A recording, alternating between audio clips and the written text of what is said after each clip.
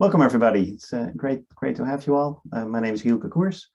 I am the Program Director for Seamless Access and also CIO of STM Solutions. It's my pleasure to kick it off today and welcome you all.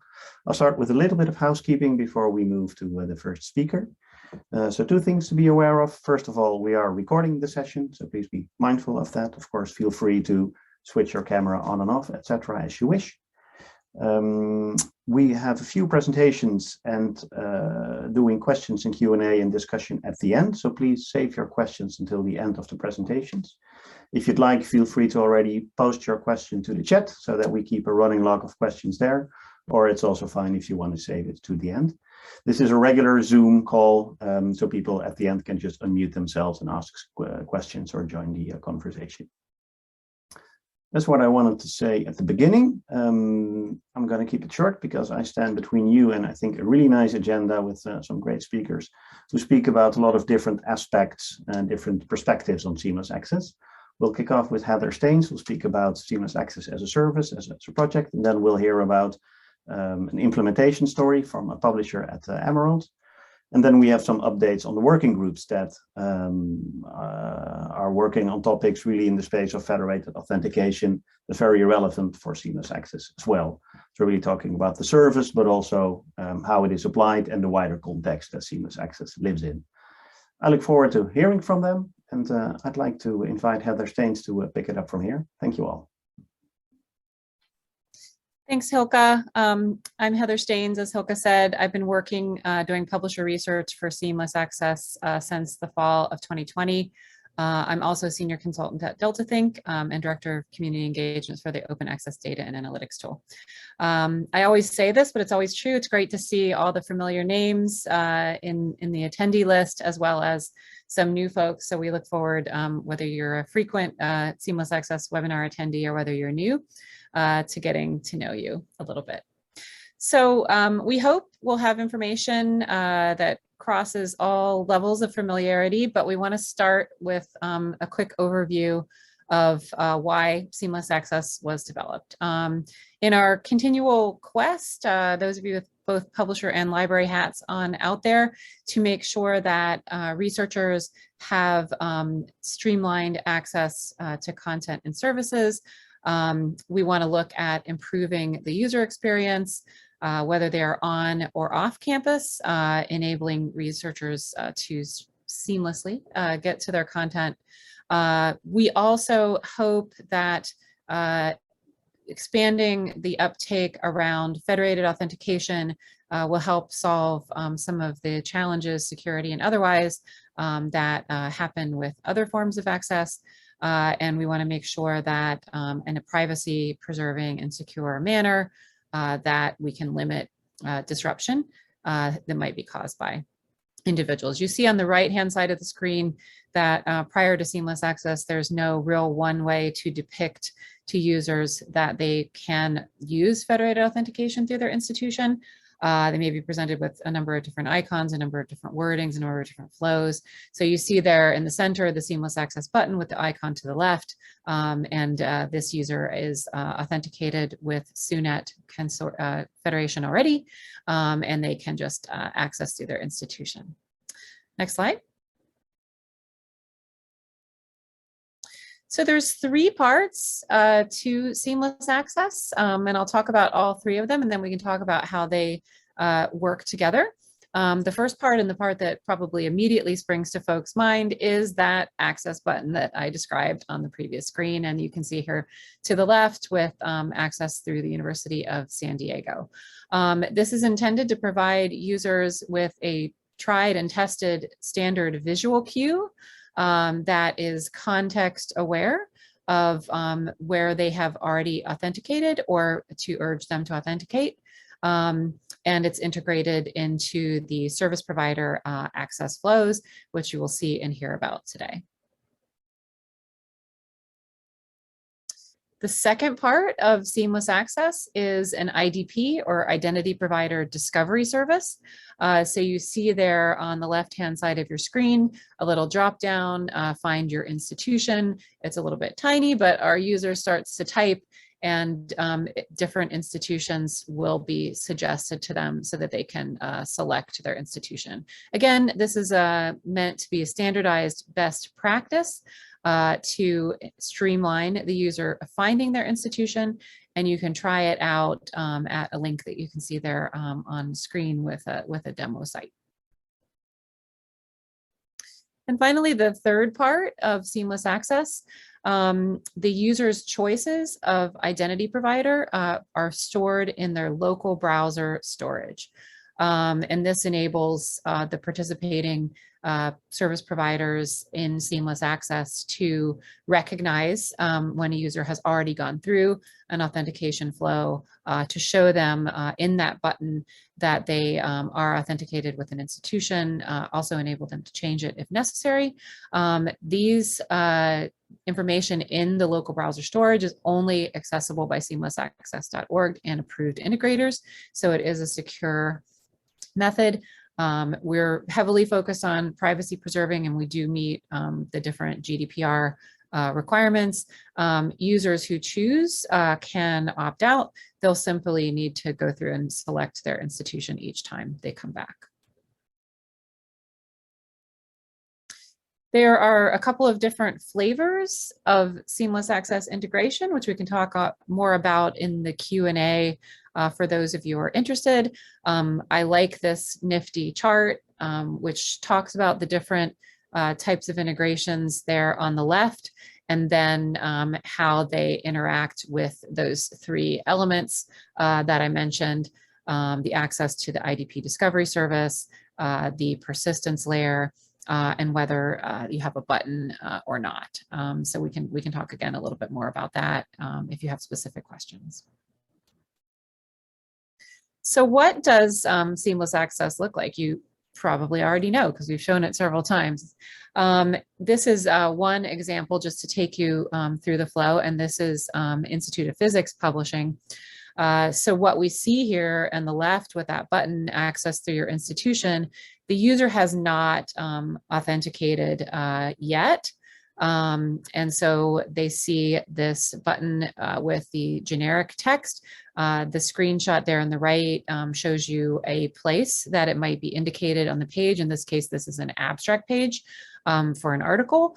We're continuing to do user research to find out whether placement on the page and how placement on the page affects uptake. So we're always keen to hear feedback around that. Next slide. So when our user who has not authenticated going through the flow before clicks on access through your institution, they do get taken through an authentication flow where they can find their institution. What you see here in the front is the Seamless Access IDP dropdown, again using San Diego as an example. For those of you who use third-party services like Open Athens or liblinks, you have a slightly different flow, but at the end of the day, the result should be the same. They get their login through their institution, and that will persist across integrators, and they will not have to do this every time that they come through. Now we have our same user. They are remembered. They've used Seamless Access before, and that's that persistence function that I mentioned that looks in their local browser storage, remembers their choice, displays it here on the button. And so they will enable, it alerts them to the fact that they have access to that content through their institution and streamlines their workflow. Again, the button on the left-hand side, I think this is one that has animation, maybe Hoka, and that we're repeating one slide here. Apologies, takes them to their institution. It's the institution that's doing the authenticating. It's Seamless Access that's providing the drop-down to enable them to more easily find their institution. Next slide, please. And as more and more service providers, including platforms and publishers, enable Seamless Access Integration, we get a wonderful network effect that provides that visual cue to our researcher. Who is Seamless Access? Seamless Access co-founders, you can see here on the slide, NISO, the International STM Association, Internet2, and GÉANT came together to support this seamless access, not only to information research and scholarly collaboration tools, but to help build shared research infrastructure.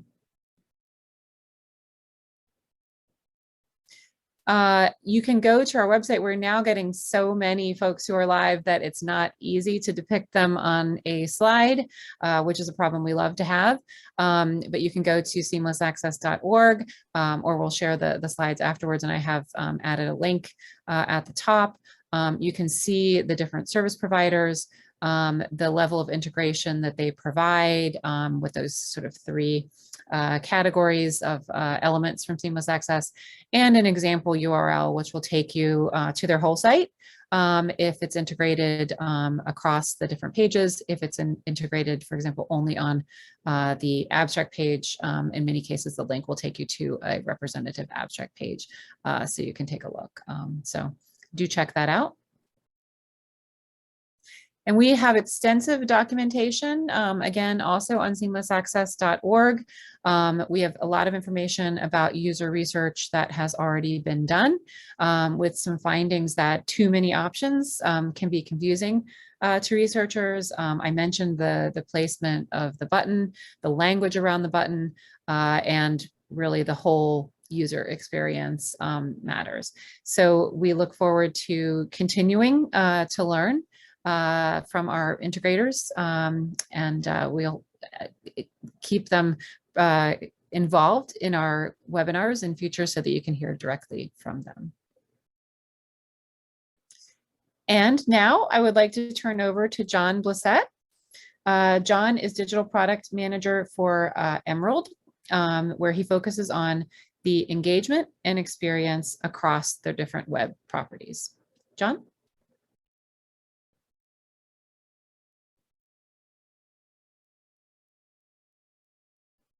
John, are you there? Okay, John is having trouble unmuting. Let me see if I ask John to unmute. Okay, is that working? Yep, there we go. Thanks, Cool. Ilka. Sorry about that. It was, yeah, it just wasn't letting me do it, but we're there now. Thank you for that, Heather. Okay, so it's a little bit of quick context in terms of who Emerald Publishing are. We were established in 1967 in Bradford in the UK. We've got 300 active journals. We publish over 250 book titles per year. We launched our own content platform, emerald.com/insight, in 2019. And we house nearly 500,000 pieces of content with it, and we get roughly 30 million downloads per year. Next slide, please. So why do we want to integrate? Initially, it enables remote access for our users who are not authenticated through their IP or choose alternative access routes into content such as Google Scholar. Our users can easily access content across all platforms that use Seamless Access, using Sugarless and Open Athens and single sign-on.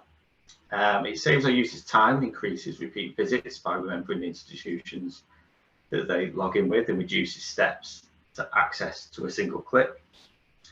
And also no details are shared about individuals, and it's maintained by their identity provider, which preserves privacy. So obviously all of these are very big user benefits for us, for users that are coming to the site looking for our content. But ultimately, as a publisher, it results in libraries seeing better value for the content, which is obviously a big value piece for us as a publisher. Next slide, please. So our implementation findings, let's touch on some next steps. So as part of our integration, we partnered with LibLinks, and we used those guys. We've been using them since 2018. They help us out with identity and access to our platform. Both Tim and Paul there did a lot of the kind of heavy lifting and development for us. Emerald's kind of part that they played within that was very much the front end UX. We did several user groups, plenty of usability testing to help determine that positioning on the page and how making sure that it behaves correctly with other furniture on the page and it doesn't detract from any of the other primary course of action that we have. So that was kind of the relationship between us and the Blinks to make this happen. So we were also quite an early adopter. We were the first integration that the Blinks completed. So that was a big plus for us, and there was also lots of learnings that those guys needed and things kind of evolved. So that was all good. In terms of our customization, we made several changes to the discovery mechanism, adapting for the federations, the corporates, and also other organisations that are unique to Emerald as a business. With the button as well, we wanted to ensure that, because obviously this is a prominent feature across the site, we wanted to ensure that it didn't impact our page load times. I know that it's a button and it's not kind of something heavy or anything too intense for browsers to render, but we just wanted to ensure that that was as slick as it could be. So we've utilised a content delivery network to house that button and deliver and cache it across all of our content pages. We've also used a iframe for that as well, which works in the fact that it is LibLinks' button and not an Emerald button. So we bring that into Emerald's content pages via an iframe, and then we can switch between cached, non-cached, refresh the cached versions of those buttons as quickly as needs be. So there's lots of techie detail in that. If anybody would like some more information, feel free to let me know. And some of the post-launch improvements that we've been thinking about. So we've had a RNIB audit, who are the Royal National Institute of the Blind. So as a content provider for institutions, we need to ensure that we cater for a diverse range of users and their needs. Emerald's part of the SDG Compact, Sustainable Development Goals. So we need to ensure that our content is accessible, and it's a big thing for us internally and as a business. And I'll talk about that in a few slides in a bit more detail in a minute on what's next in that space.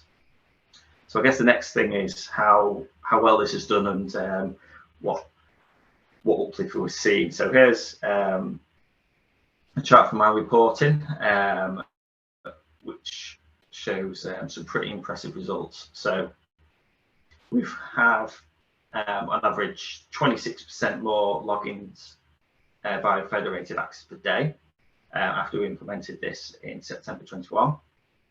And that takes seasonality into account. And that also has resulted in a 306% increase in downloads via federated access in the first full week of being live year on year. And I checked it just before we started this call. We see between 100 and 200% increase in downloads via federated access on a weekly basis. So we saw a great initial spike, but that is very much continuing and it's consistent. And it also hasn't taken away from any of our other access routes either, which is obviously a big positive. So yeah, we've seen a very positive uptick in logins and downloads from post implementation. Next slide, please. So how this is broken down regionally. This is a quick visualization of the top 12 countries that would use federated access. So this isn't just seamless access. However, as you've seen from the last chart, after that went live, we have seen a massive uptick across some of these. And also a small caveat is that our support team has been working to increase the number of institutions in that Find Your Institution list that Heather just demoed. So that's that customization in the discovery mechanisms, which reflects that massive uptick and increase in Canada. So yeah, we're looking at kind of increase in the businesses, institutions, things that users are able to gain access to our content via that method. So yeah, some really positive numbers here. I mean, UK almost doubling to 1.7 million, and some other fantastic numbers across the board. We have got a good level of or depth to some of this analytics as well. So yeah, if anybody's got any questions, I might not be able to answer them off the top of my head, but I can sure find out. And so next slide, please. Next steps. So what are we looking to do next with our integration? So we're looking to increase the analytics on our button. So what we are looking to do is to see how many times the button has been served to a user, how many times it's then been clicked, and then if that click has then resulted in success or not, and then also how that breaks down by region, by institution, and by other cohorts to see if there's any challenges by users in those spaces, and then we can obviously look to see what we can do next to help those guys out. Accessibility. So we have a few items on that. The RNIB audit to complete to become WCAG AA compliant, and then beyond that and beyond the AA compliance, Emerald is creating a inclusivity manifesto and design guidelines that we're looking to roll out across some of our platforms. So we are committed to providing, ensuring all our visitors can identify themselves and feel more comfortable in engaging with our contents and systems. And I guess not just people with sight deficiency, sight challenges, things such as cognitive impairment, stress cases, such as like broken arms, or they don't have the glasses, they've lost the glasses, things like that. Challenges with devices, and then also any other situational limitations too. So yeah, we've got some big things coming up in terms of accessibility, and then those inclusivity things too. Yeah, further developing that space. But yeah, that is my last slide, so I will pass back to. Thanks, John. And do feel free to go ahead and put any questions in the chat for John so that you don't forget them, and we'll circle back during the Q&A at the end. The next item up on the agenda is an update from some of the working groups that Seamless Access has put together. The first update will be on the WAIF Entrydisambiguation working group, and that will be from Heather Flanagan, who is a longtime friend of Seamless Access and a well-known consultant in the space. Heather? Thanks. So a word about the working groups in Seamless Access. One of the pieces of feedback we got early on was that while Seamless Access has a very, very specific focus, we're focused on the where are you from component of the whole federated authentication workflow. It's technically protocol agnostic. It can be SAML, it could be OpenID Connect. You know, we're not involved in the protocol. We're very much involved in getting the user from the service provider to the identity provider. That's our goal. But that said, there are ramifications to that people wanted more additional guidance on, of, well, what do we do in certain cases? And so there's been several working groups that go beyond just the Seamless Access offering and into the broader ecosystem to see how can we help, how can we offer guidance, how can we pull together recommendations. One of those working groups is called the Where Are You From Entrydisambiguation Working Group, which is a nice long phrase, but what it basically boils down to is there are circumstances where an institution might actually have more than one identity provider.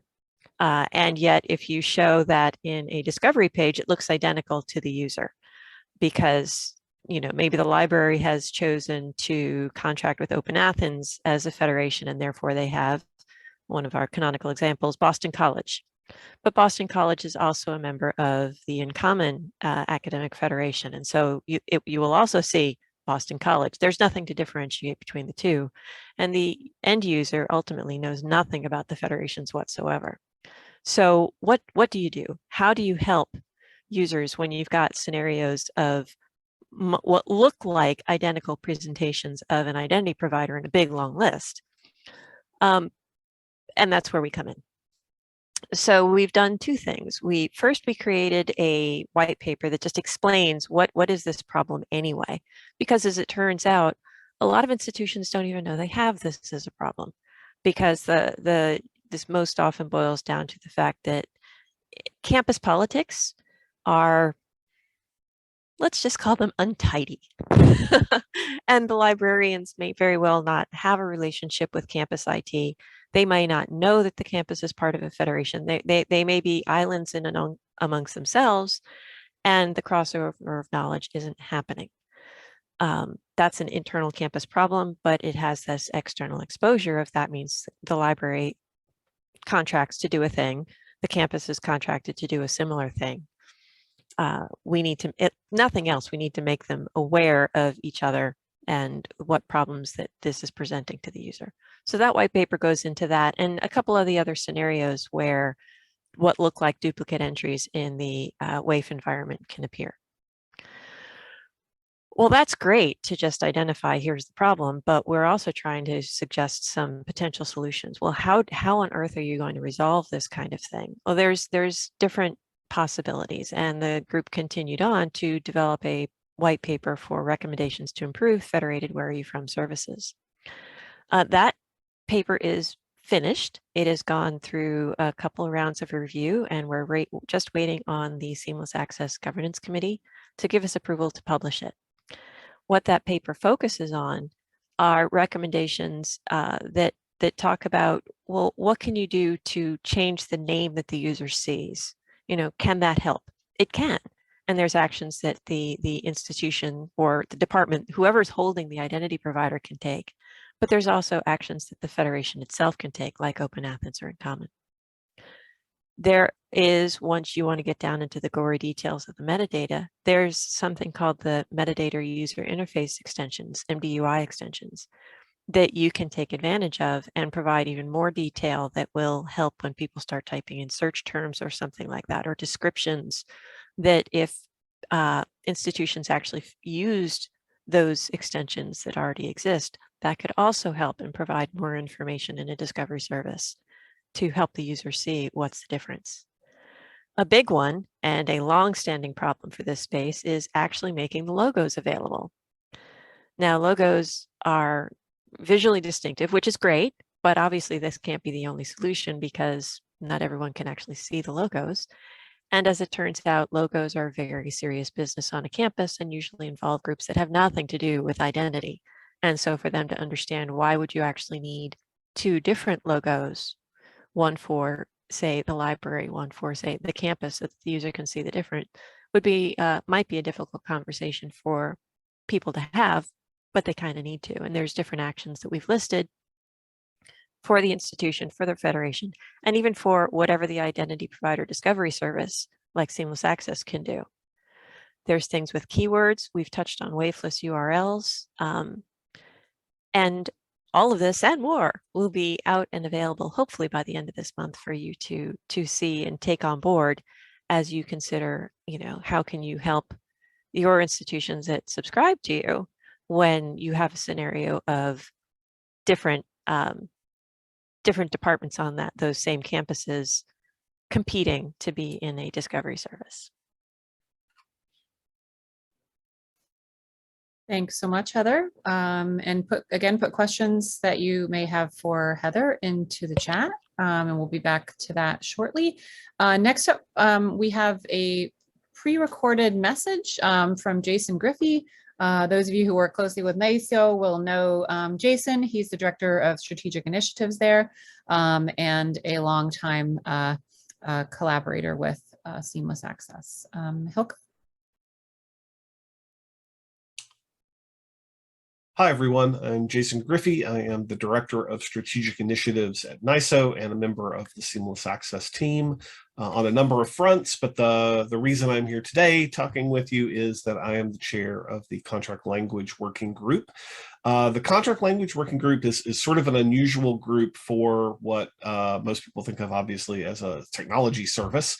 But Seamless Access is concerned sort of broadly about the federated access ecosystem. And so why do we care about contract language? Why do we have a working group that's involved in this? Well, we realized early on that as a part of the federated access ecosystem, there needed to be some technologies in place that weren't in place. And those were the entity category attribute bundle groups, the attribute bundles that needed to be formed. We had a group that suggested new entity categories to refeds, proposed them, worked with refeds to make sure those got put into place. And so there are now 2 additional entity categories available for use, anonymous and pseudonymous authorization. Those were needed sort of technological backbones. But we also realized that it's not just obviously technologies that drive the privacy protecting nature of these services. It's also the legal agreements between, for instance, a library and a service provider that reinforces the use of those entity categories. And so the Contract Language Working Group was charged with putting together a model contract or a toolkit that service providers and libraries could use in order to have language that refers to federated authentication, federated access in their contractual agreements. What we discovered very quickly when we started this group was there really isn't anything like this out there in the world. All of the contracts that we could find between libraries and service providers had language in them about authentication, but it was all IP based. It was all trusted network language. Very, very few had any language about entity categories or federated authentication of any sort. And so this is a huge hole in libraries' ability to sort of work with service providers to come to agreement about contractual terms. And so we wanted to help bridge that gap.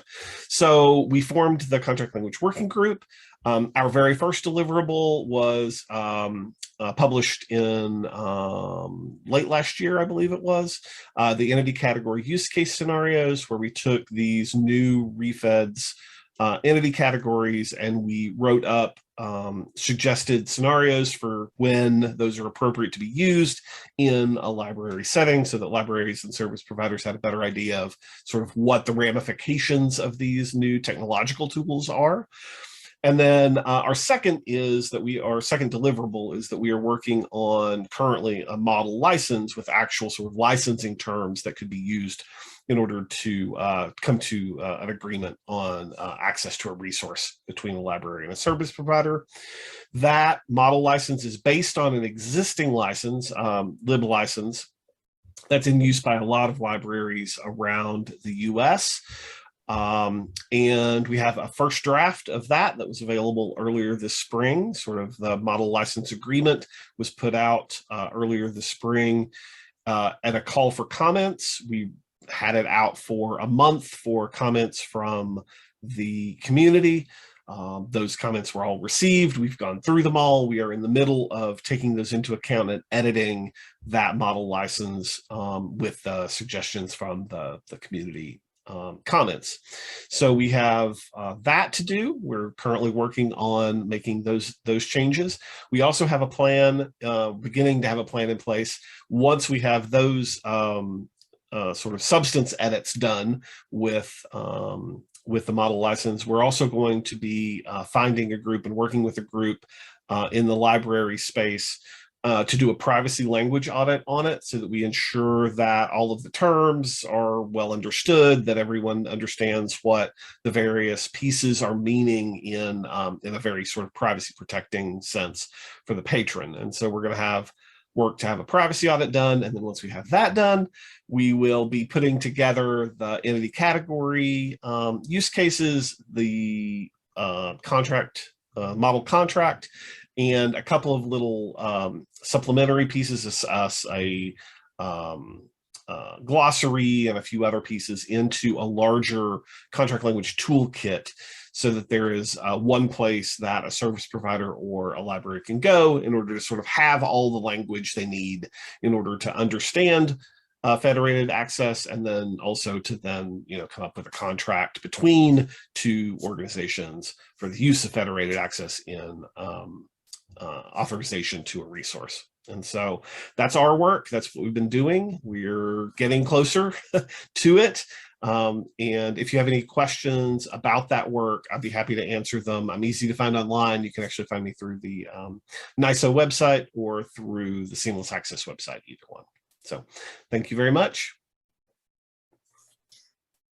Thanks. That's great to hear from Jason, and we can tackle questions. And if they're a little bit beyond our capability, we can make sure that Jason gets those. I forgot to say one thing at the outset.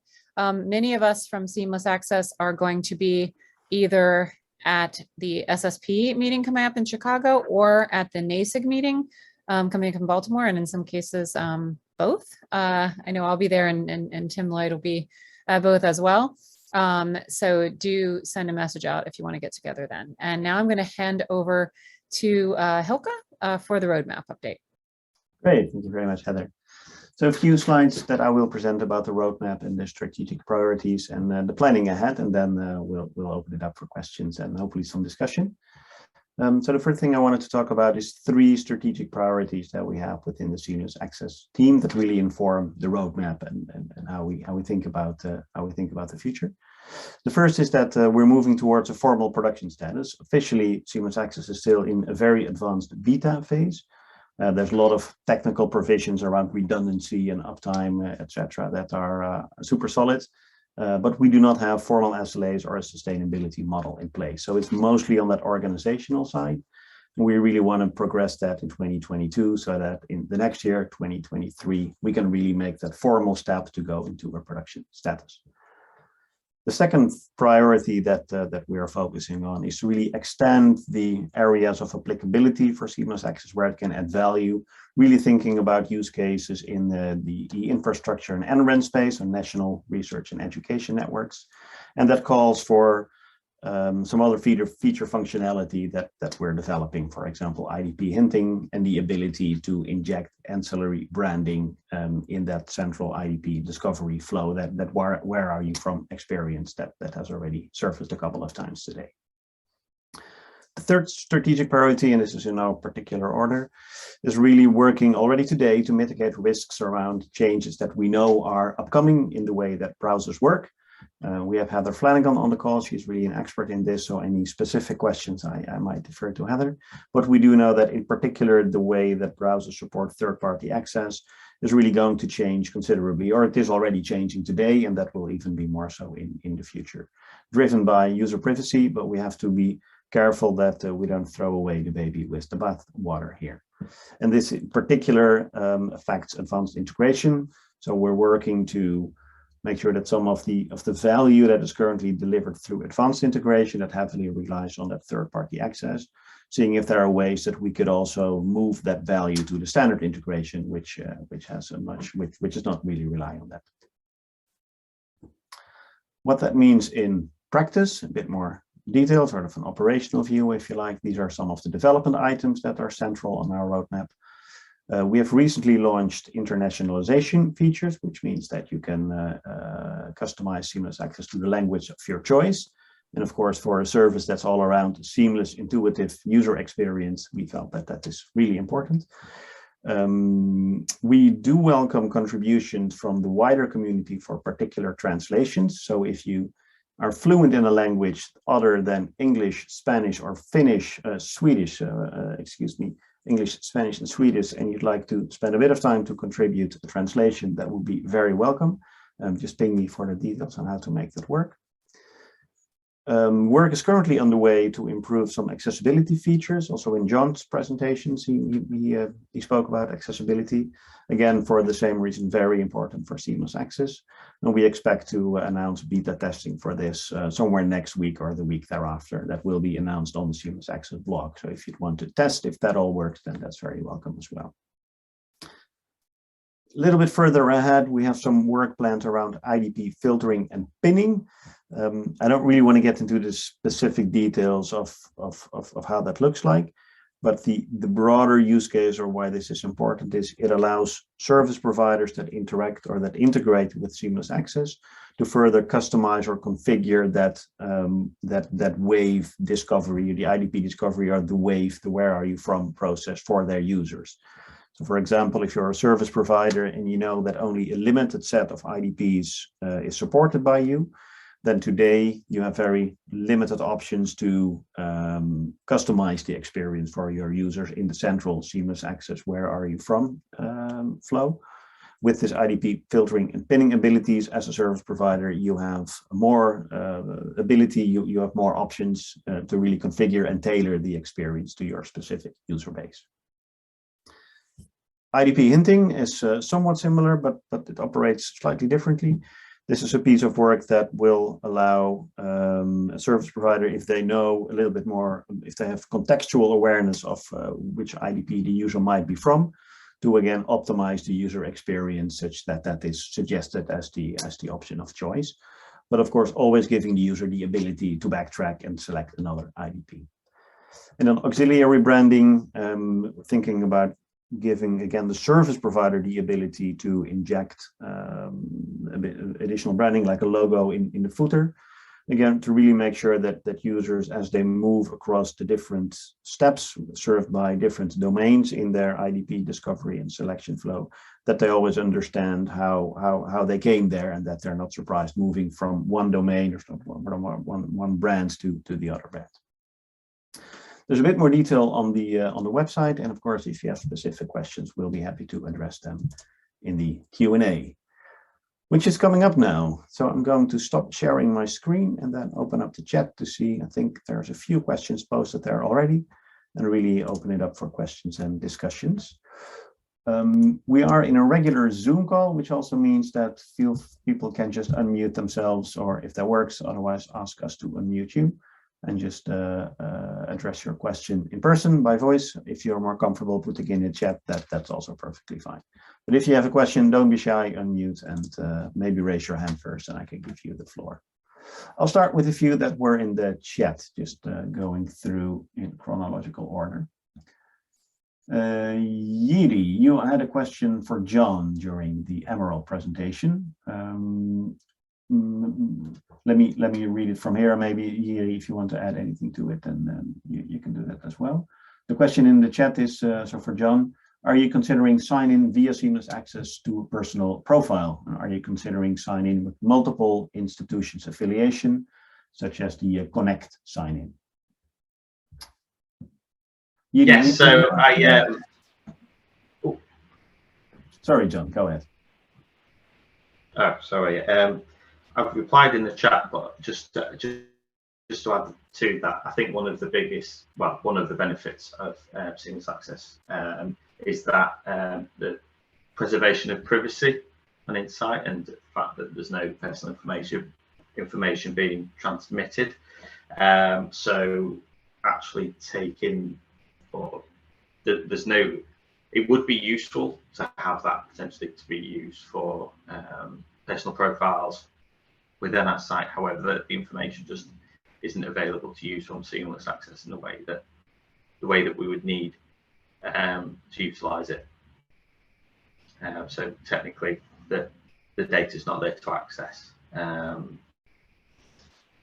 yeah, we wouldn't be using it for a personal profile, but I do see the benefits in if it was available if we did use it. And the second part of the question was about the Connect sign-on. It's not something that's on our radar at the minute, but it's something that I'll certainly take away. I've just had a quick look during the presentations and it seemed of interest. It's not something that I personally thought, but yeah, it's something that I'll take away.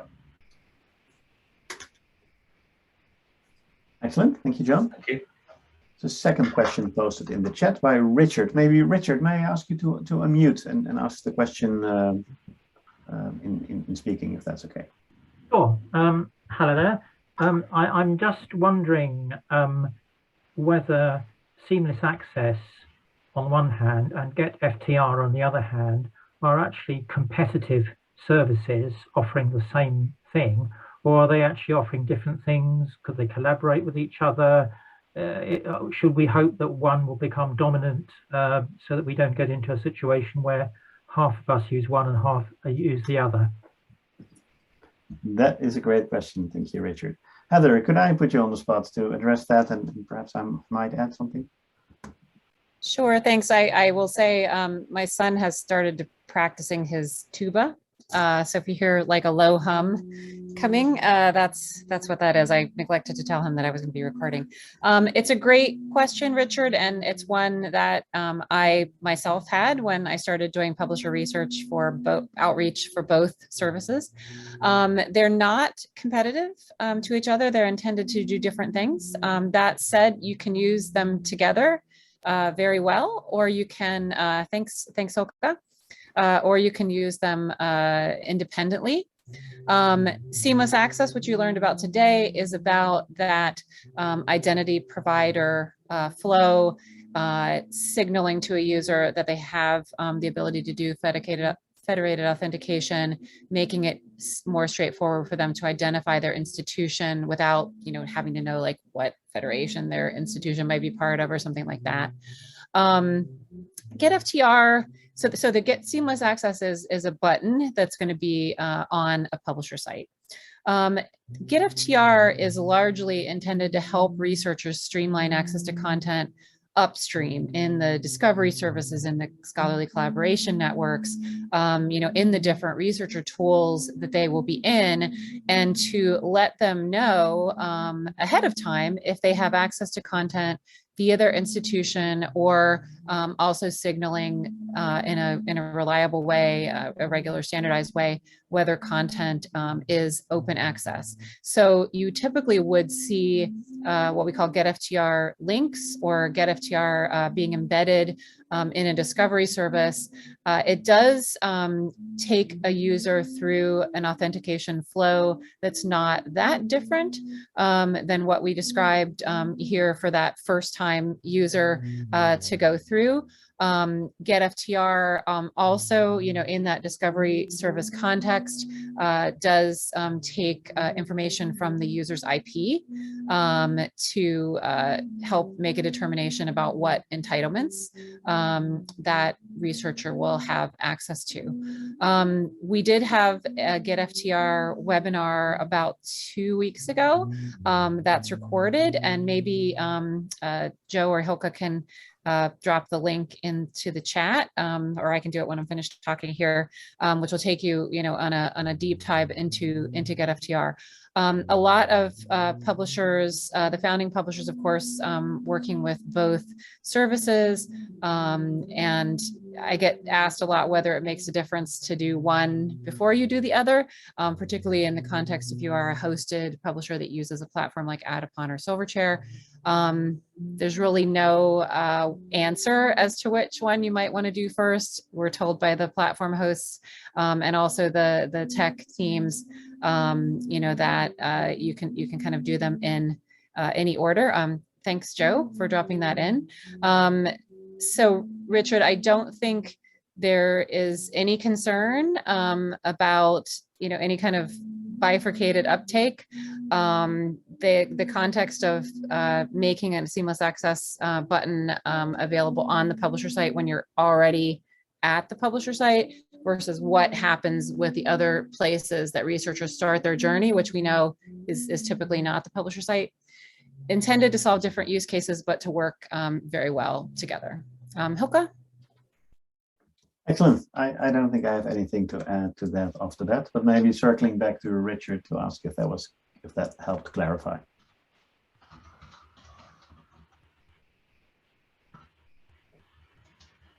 I hope so.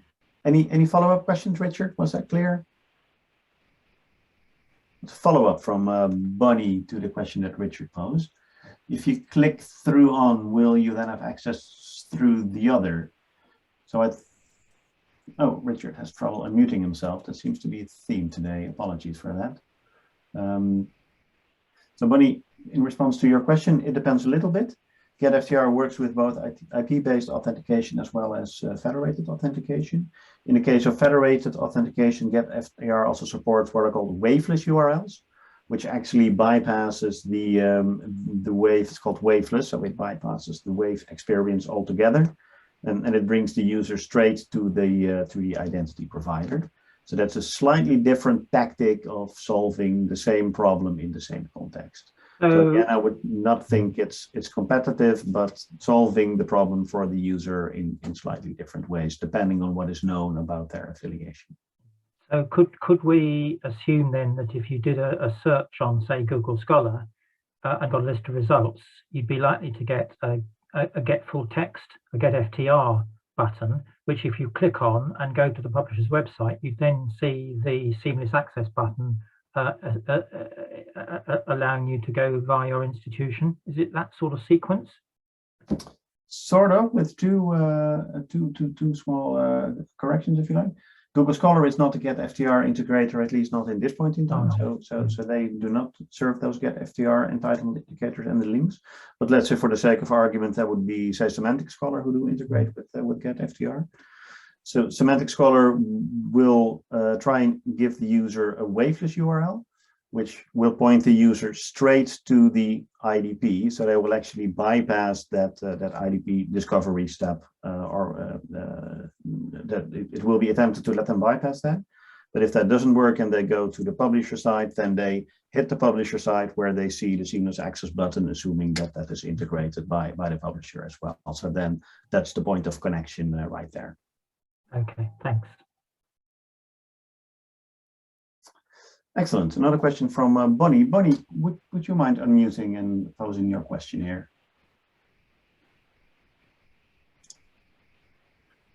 I'm clicking ask to unmute, which hopefully should help you. Yeah, there we go. Hello, thank you, everyone.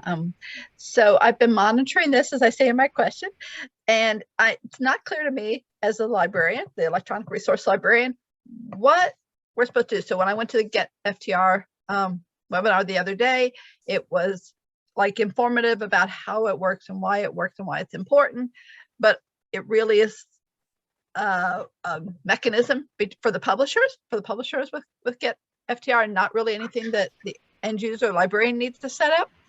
I'm in a not-for-profit research, so I also handle a lot of our IT integration-y stuff. We have Open Athens and whatnot. And so I'm in all of these things I'm kind of getting lost as to there's a role that I'm supposed to be playing here, other than just being informed. And is that question about GetFTR or seamless access or both? Well, yes, sort of both, but you know, both. Yeah. Maybe I can say a few words, and I think Heather Flanagan, well, Heather Staines also have a lot of experience working with librarians. Actually, Heather Flanagan, you're raising your hand, so maybe you want to address that one. Sure.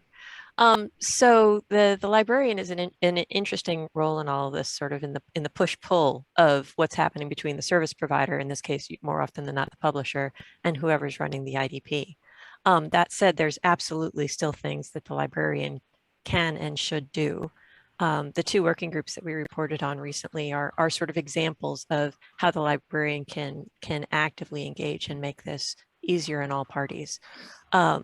As the electronic resource librarian, you have a lot to say about the contracts between you and the publisher, and making sure that that contract language does support the use of federated identity, since a lot of it is old and archaic and whatnot. That's entirely in your wheelhouse to take care of. So that's one thing. Another thing is, if you do have a scenario where it's made more sense for the library to join Open Athens and the campus to join another federation, make sure to have conversations with your campus, whoever's running your campus IDP, so that you can start talking about, all right, how are you displaying the campus name to the user, so that the user has some hope of knowing which one they're supposed to choose at any given moment. Another part would be if you had started with some of the publishers and said, okay, we do, use our campus federated account, the one run by the campus IT, and then you got Open Athens, and then you have another set of publishers that now point to something else. Try and consolidate that, what you're doing with your publishers to one of your IDPs would probably be enormous help to your users. And again, that's something that you can control and that you can be a part of. Users really don't know anything about federated identity at the end of the day. And one of the first places they go for more information as to what am I seeing when I'm trying to get there from here is going to be you as the librarian.